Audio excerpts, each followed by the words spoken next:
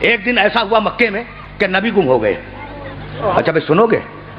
دیکھو اس زمانے میں جب رسول گم ہوئے تھے تو مشرکوں نے سازش کی تھی کہ اگر محمد اکیلے مل جائیں انہیں قتل کر دو. ٹھیک.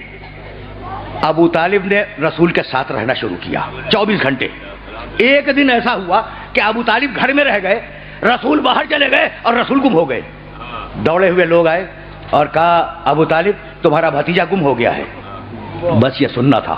بھائی سننا, یہ واقعہ تمہیں ہدیہ کر رہا ہوں اور کہیں لے جاؤں گا, کہیں لے جاؤں گا, آرام سے اس واقعے کو سن لینا. ابو طالب تمہارا بھتیجا گم ہو گیا. بس یہ سننا تھا کہ سارے بنی ہاشم کے جوانوں کو بلایا اور بلانے کے بعد کہا اپنی تلواریں لاؤ. بنی ہاشم کے جوان تلواریں لائے. کہا دیکھو اپنی آستینوں میں چھپا لو ان تلواروں کو. اور یہ جو مکے کے چہار دیواری میں بڑے بڑے مشرک سردار بیٹھے ہیں نا, ان کے پہلو میں جا کے بیٹھ جاؤ. جوان بیٹھ گئے. اپنے غلاموں کو بلایا. ابو طالب نے اپنے غلاموں کو بلایا, کہا اپنے نیم کے لاؤ چھوٹی تلواریں, اپنی آستینوں میں رکھو, اور یہ جتنے مشرک سردار بیٹھے ہیں ان کے پہلو میں بیٹھ جاؤ. اور دیکھو میں جا رہا ہوں اپنے بھتیجے کی تلاش میں. اگر اسے لے کے آ جاؤں تو ان مشرکوں سے کچھ نہ کہنا, اور اگر میں اکیلا ہوں تو سمجھنا کہ محمد قتل ہو گیا. کچھ پوچھنے کی ضرورت نہیں ہے, تلواریں نکالنا, ان کے سینوں میں پیوست کر دینا.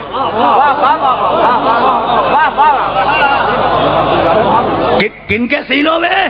مشرکوں کے. کہا کس نے؟ ابو طالب نے. ابو طالب نے کہا مشرکوں کے سینوں میں تلواروں کو پیوست کر دینا.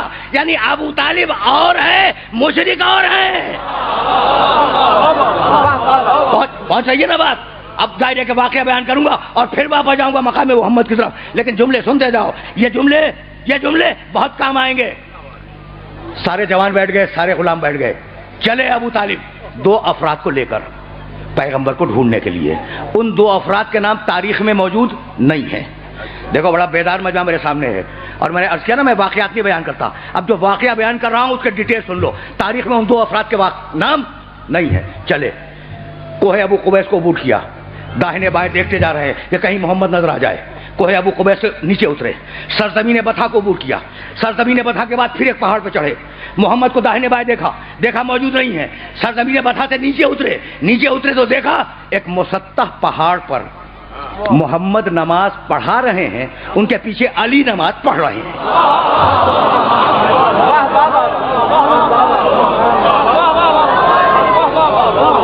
سنتے جاؤ. اسے کہ نتیجہ نکالوں گا میں, اس واقعے سے نتیجہ نکالوں گا. محمد نماز پڑھا رہے ہیں, علی پیچھے کھڑے ہوئے نماز پڑھ رہے ہیں. اب میں پوچھوں اپنے سارے سننے والوں سے کہ گم تو دونوں ہوئے تھے, محمد بھی گم ہوئے, علی بھی گم ہوئے, لیکن ابو طالب علی کی تلاش میں نہیں گئے. یہ ہے حفاظت رسالت. سمجھ رہے ہو بات کو؟ علی کی تلاش میں نہیں گئے تھے, تلاش میں گئے تھے محمد کی. کھڑے رہے جب تک رسول نماز پڑھتے رہے. ابو طالب کھڑے رہے اپنے 2 ساتھیوں کے ساتھ. ادھر رسول کی نماز تمام ہوئی اور ادھر ابو طالب دوڑتے ہوئے محمد کے پاس گئے اور ہاتھ تھاما. اور ہاتھ تھامنے کے بعد کہا بھتیجے تو جانتا ہے کہ اگر آج تو نہ ملتا تو میں مشرکوں کا حشر کیا کرتا؟ کہا چچا نہیں معلوم. کہا روئے زمین کے ایک ایک مشرک کو چن کر ہلاک کر دیتا. سنے جاؤ لیکن یہ واقعہ تمہیں نتیجہ دے گا. روئے زمین کے, مکے کے نہیں, روئے زمین کے ایک ایک مشرک کو چن کر میں ہلاک کر دیتا. ابھی ابو طالب اور رسول کی باتیں ہو رہی ہیں. اچھا چھوٹا بچہ بھی تو ساتھ ہے نا علی. وہ جو 2 افراد گئے تھے انہوں نے علی کو اپنے قریب بلا لیا. دیکھو تم اپنے شہر میں بھی جب کسی چھوٹے بچے سے بات کرتے ہو تو اس کے لیول پہ اتر کے بات کرتے ہو, ہے نا؟ بچوں جیسی بات ہے. اب انہوں نے علی کو بچہ سمجھا, کہا میاں ذرا قریب آنا. علی قریب آ گئے. کہا یہ تم کیا کر رہے تھے؟ رسول کے پیچھے نماز پڑھ رہے تھے نا. کہا علی یہ تم کیا کر رہے تھے؟ جانتے ہو بچے نے جواب کیا دیا؟ کہنے لگا, بچہ کہنے لگا میں وہ کر رہا تھا جو میرا رسول کر رہا تھا. میں وہ کر رہا تھا جو میرا رسول کر رہا تھا. کہا تمہارا رسول کیا کر رہا تھا؟ کہا اللہ کی نماز پڑھ رہا تھا. میرا رسول اللہ کی نماز پڑھ رہا تھا. تو ایک مرتبہ شوخی میں, بچوں جیسی باتیں, شوخی میں علی سے کہنے لگے کہ تم نے نماز پڑھنے کے لیے, اللہ کی نماز پڑھنے کے لیے اپنے باپ ابو طالب سے اجازت لے لی تھی. تم نے نماز پڑھنے کے لیے اللہ کی اپنے باپ ابو طالب سے اجازت لے لی تھی؟ بس جیسے ہی سوال ختم ہوا بچے نے جواب دیا کہ اللہ نے مجھے پیدا کرنے کے لیے کیا میرے باپ ابو طالب سے اجازت لی تھی؟ بس سننا بھائی، سنتے جاؤ. ابو طالب یہ جواب سن کر مسکرائے اور مسکرا کے کہنے لگے ابو طالب کا بیٹا ہے، ابو طالب کا بیٹا ہے. یہ کہہ کر محمد کا ہاتھ تھاما، ساتھ چلے، سرزمین بطحا کو عبور کیا، کوہ ابو قبیس کو عبور کیا، مکے کی چہار دیواری میں آئے. وہ جو بڑے بڑے مشرک سردار بیٹھے تھے انہوں نے ابو طالب کے چہرے پر جلال دیکھا. اس مرحلے کے لیے میں نے زحمت دی تھی، اس پورے واقعے کی. ابو طالب کے چہرے پر جلال دیکھا. وہ بڑے بڑے سردار، مشرکوں کے سردار کہنے لگے کہ اے سردار بنی ہاشم، یہ تمہارے چہرے پر جلال کیسا؟ یہ جلال کیوں ہے؟ ابو طالب نے کہا بتاؤں کہ میرے چہرے پر جلال کیوں ہے؟ یہ کہہ کر بنی ہاشم کے جوانوں کو اشارہ کیا، تلواریں نکالو. بنی ہاشم کے جوانوں نے تلواریں نکالی. اپنے غلاموں کو اشارہ کیا، نیمچے نکالو. جوانوں نے نیمچے نکالے. کہا میں گیا تھا اپنے بھتیجے محمد کی تلاش میں، اگر محمد نہ ملتا تو یہ ساری تلواریں تمہارے سینوں میں پیوست ہو جاتی. یہ کہہ کر ابو طالب نے ایک شعر پڑھا اور اس شعر کو اپنے سننے والوں کی خدمت میں ہدیہ کر رہا ہوں. علم تعلمو، کس سے کہہ رہے ہیں؟ مشرکوں سے. علم تعلمو انا وجدنا محمدن نبیا کا موسیٰ خط ذالک فی الکتب. کیا تمہیں نہیں معلوم، مشرکو تمہیں نہیں معلوم کہ ہم نے محمد کو موسیٰ جیسا نبی پایا؟ ہم نے بھائی سننا ابو طالب کا شعر سننا.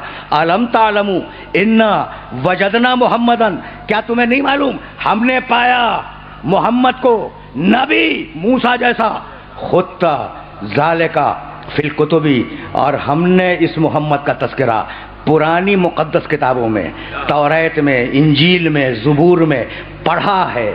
ایک شعر میں 3 ایمان، محمد پہ ایمان، موسیٰ پہ ایمان، آسمانی کتابوں پہ ایمان. بھائی بہت توجہ رہے بھائی، یہی لانا تھا سارے سننے والوں کو.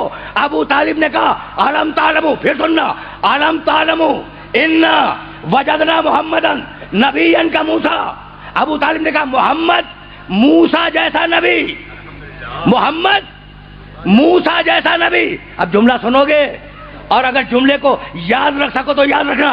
ابو طالب نے اپنے شعر میں کہا محمد موسیٰ جیسا، اور سورہ مزمل میں قرآن نے کہا انا ارسلنا الیکم رسولا شاہدا علیکم کما ارسلنا الی فرعون رسولا. قرآن میں آیت بنی محمد موسیٰ جیسا. تو ابو طالب نے پہلے کہا، قرآن نے وہی جملہ بعد میں کہا.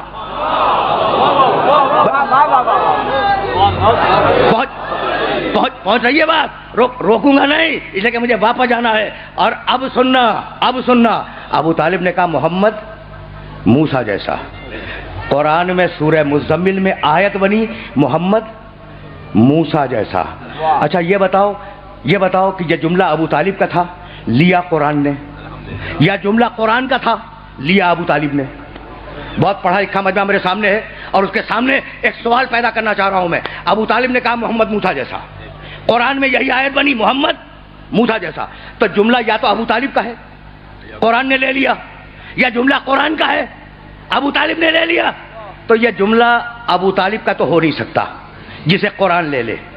تو مسلمان یہی کہے گا کہ بھائی جملہ قرآن کا تھا، لے لیا ابو طالب نے. تو اب مسلمان سے ایک سوال کروں کہ بھائی ابھی سورہ مزمل تو اترا نہیں.